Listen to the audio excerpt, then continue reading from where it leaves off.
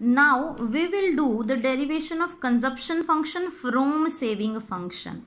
Earlier we have done derivation of saving function from consumption, but here we will derive consumption function from the saving function. Clear? So as we have done earlier, we have to make two figures, one beneath the other.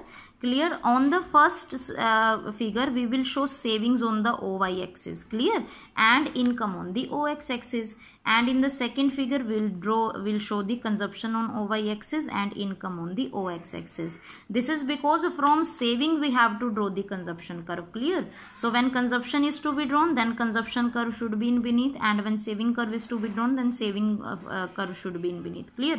Here we will be given the saving curve. Now we know very well that saving starts from minus y axis. So at any point from minus y axis we will start our saving curve, and will draw a positive sloping line which will intersect OX axis at a point known as L. Clear?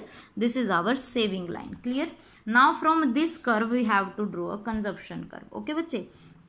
See here, we also know that our income, that is starting from 45-degree line. So at this point in the consumption figure we will draw a 45-degree line, that is known as income, because it's a 45-degree line, so it will be easy to draw this. Clear?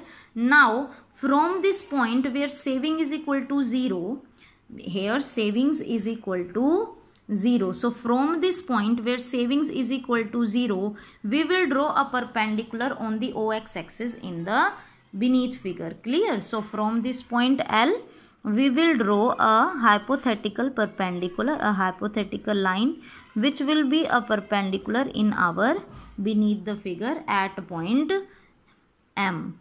Suppose. Clear? Here it is making a perpendicular. Now we can see here that this hypothetical line is intersecting our income curve. Clear? And this is intersecting at this point. So this will be point A, where which will help us to draw the consumption curve. Clear? Now what about the second point from where we have to start? Now we know very well that when income is 0, if savings are starting from minus 20, suppose it is starting from minus 20, then no doubt consumption will start from plus 20. Consumption will start from plus 20. So it will be a point from where consumption curve will start. Now we got 2 points. The point A where this hypothetical line intersecting our income curve Y, and point 20 from where the consumption curve will start. Why we have taken this 20? Because our savings was minus 20 at 0 level of income. So at 0 level of income consumption would be plus 20. Clear? Now we got these 2 points. Now we will join these 2 points and make a straight line. We gonna join these 2 points and we'll make a straight line. Now this curve is our consumption curve. Clear? This is how we derive consumption curve from the saving curve. See it again. The saving curve will start from minus y axis, from any point on minus y axis, and it will go positive sloping upward, intersecting OX at point L. Clear? Here savings is equal to 0. Now from that point L where savings is equal to 0, we will draw a hypothetical line which will be perpendicular in the second figure on OX axis at point M. Now this perpendicular line is intersecting our income curve at point A. This is the first point. The second point will be the starting point of consumption curve, which will be 20. Reason being, when at 0 level of income savings are minus 20, then at 0 level of income consumption would be plus 20. Clear?